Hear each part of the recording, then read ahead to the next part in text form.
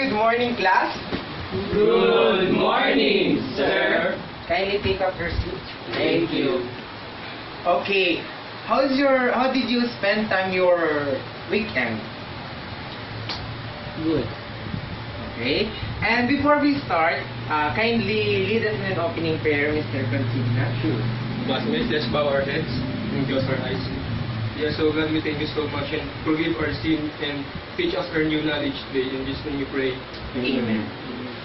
Okay, before we start our new topic this morning, let's have a quick review about our topic last meeting. What is our topic last meeting? Sir. Mr. Rayos. All about Mendel's law. Correct. Kindly give the two kinds of Mendel's laws. Mr. Labaw. Principle of segregation and independent assortment. Very good. Okay, can you differentiate these two laws? Anyone?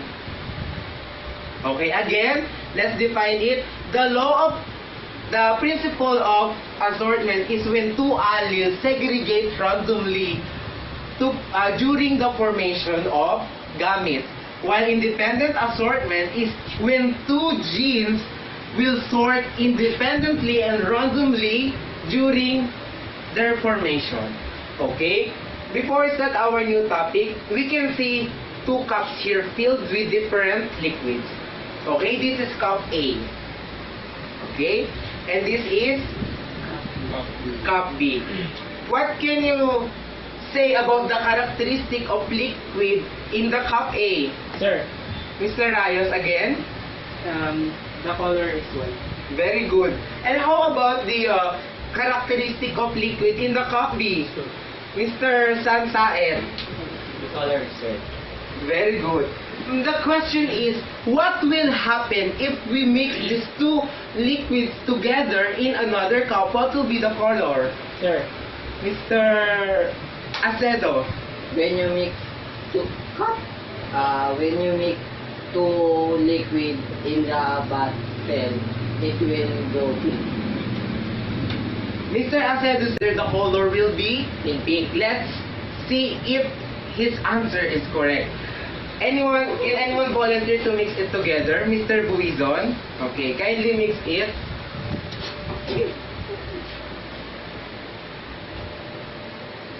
This is the liquid of cup A. Next is, yeah. What will be the color? Okay, thank you for your cooperation. Can we see it? Okay, let's look the color of liquid in this cup. What can you observe, Mr. Labaw? it turns to pink. It turns to pink. Very good. Okay, as we can see, as we observe, the color is pink. The answer of Mr. Acedo is correct. Okay, what is this? What is the relation of this motivational activity to our new topic? We are created by the Lord. We inherit different kinds of characteristic from our parents. Okay? Our topic this morning is about non-Mendelian genetics. Okay? Let's define it first. Before that, before we discuss this, we have to know different terminology so we can easily understand the lesson this morning. Okay? We have to know the word dominant. And we have to know the meaning of recessive. Okay? For example, it's your father, your mother, and this is you. You are the product of your parents. Okay? Your father has a curly hair. And your mother has straight hair. And you as an offspring, you also have curly hair. What is the dominant in this situation? It is the curly hair. And what is the recessive? Is it the straight hair? Anyone? Mr. Consigna, what is dominant here? Dominant class, it is controlling factor or the characteristics express much? I think, sir, it's curly hair from father. Very good. It is the dominant. While straight hair, it is the recessive. While, because you have straight hair and your father has curly hair. The curly hair express, or it is dominant because it is expressed in you. The characteristic of straight hair hides, or it is being hidden. And we have to know the word phenotypes and genotypes. Okay, phenotypes means it is physical attribute. For example, class, you have a brown eye, you have black color, the color of your eye is black, and you have curly hair, straight hair. Can you give another example of phenotypes? Sir, Mr. Rayos? the color of your skin. Very good. For example, you are brown in color, or you have a white skin color. And the genotypes types, it is the genetic constitution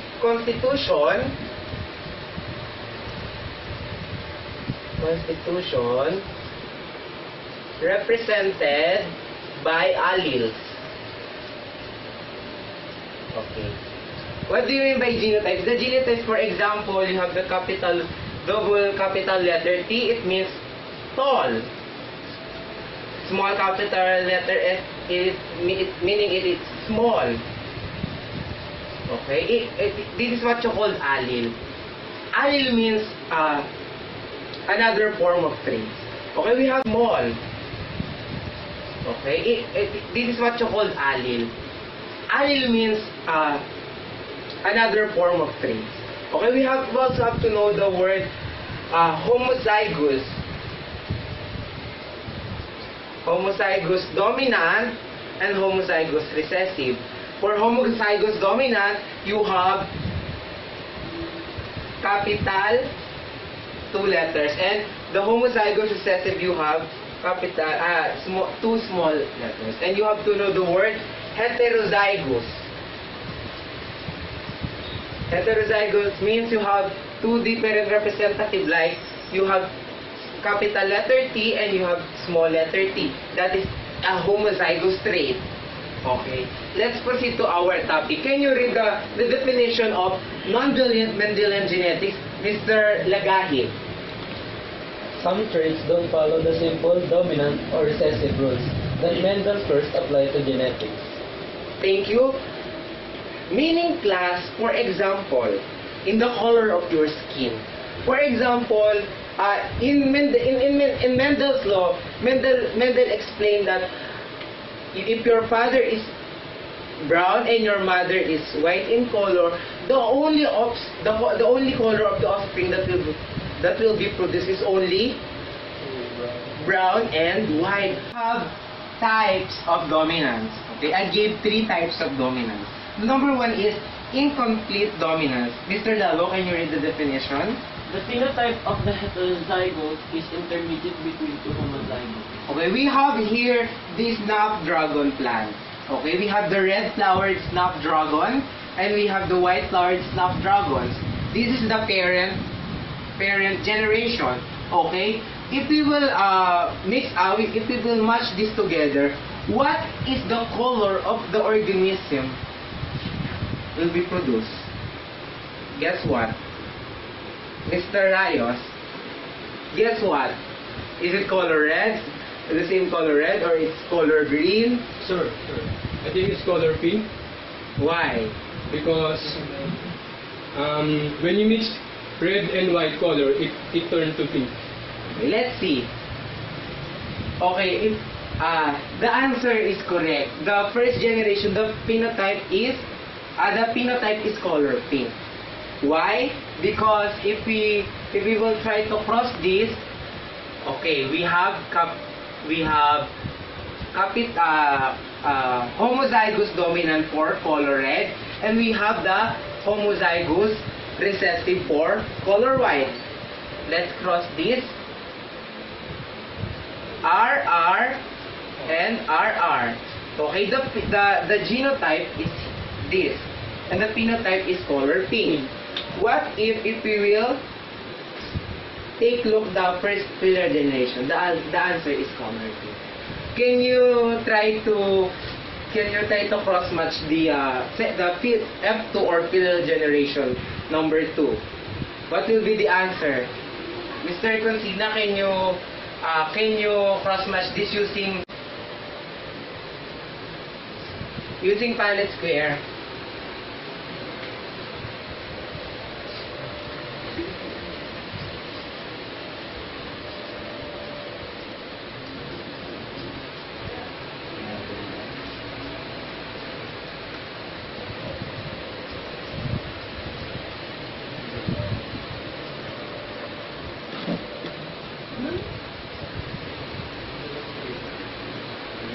Very good. Okay, as we can see, let's look the answer. We have the homozygous dominant one, that is color red. The homozygous, the heterozygous, we have color pink, and another heterozygous, we have color pink, and we have the homozygous recessive, which is color white. Okay, have you understood the incomplete dominance? Yes, sir. There is a new type of color. Another example is 4 o'clock flowers. 4 o'clock flowers is, you can see it around the highways or around the lanes or in your garden. Okay, that is the 4 o'clock flowers. Next is codominance. Okay, we have color red cow and white cow. In complete dominance, we cross match the white flower and red flower in the offspring is color pink. But in codominance, guess what, class? What is the color of their offspring? Guess what? Okay, let's look. In codominance, there is a coat color in cows, wherein there is white with red spots. What happened? We have a homozygous dominant, and we have also have another homozygous dominant. What will happen? The product is homozygous dominant, and the color is Rowan, not color pink. Okay, class, can you give another animals which we can apply this codominance? Mr. Asado. Hey, dog. Okay, another animal? Pig. Pig. Okay, we have a peach color, and it has a black spots, right? Another in cats, in mice, and so on and so on. Okay, let's move to last kind, types of dominance. The overdominance. Mr. Sansaet, can you read the definition? Overdominance. Heterozygotes exceeds the phenotypic measurement of homozygous parent. Okay, the example here is the Drosophila melanogaster. That is the scientific name of fruit fly. We can see fruit fly when you have bananas in your house. Okay, the insect flying is fruit fly. Okay, and we have the wild type Drosophila. The pigment of its eye is color red, and we have the white type. The pigment is color white. Here in called overdominance, do you think, class, what is the color of the pigment of their offspring? Pink. Pink again. Guess what? Fluorescent. Fluorescent. Let's look. Okay, very good. We have the fluorescent pigment in their eyes. What happened? Because the wild type and the white type and the product produced is, there is an exceeds of phenotype. Okay? Okay, class. Have you understood the class today? Can we summarize the topic? Again, what's our topic this morning? Mr. Sansaet? Non-Mendelian Genetics, sir. Okay, Mr. Lagay, can you give the 3 types of non-Mendelian genetics or the types of dominance? Complete dominance, incomplete dominance, and overdominance. Okay, class. Ayan, again, the incomplete dominance, both have capability to express their phenotypically in heterozygous condition and codominance, both have capability. Ayan. Okay, I have a question, class. How can you show appreciation to the characteristics you got from your parents? Okay. Again, how do you show your appreciation to the characteristics you got from your parents? Mr. Rayos? So proud because to all generations to our family, na-apply po sa amin nung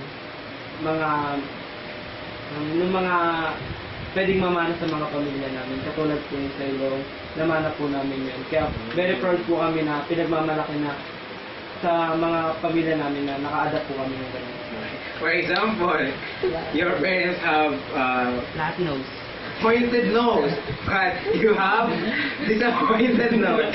I'm just joking, class. For me naman, class, I have 3 brothers, and my father has a brown color, and my mother has a white color. But my brother, I have only brown skin color among brothers, and I am proud that I am a Filipino and what I have right now, because I believe that I am fearfully and wonderfully made by God. And you have to be you. You don't need to have to drink glutathione, or you don't need to have a plastic surgery just to have a pointed nose. Okay, class? And that's for our topic today. Okay? Kindly open your book. You have a activity which you can answer today. Okay? Thank you, guys. Stop na.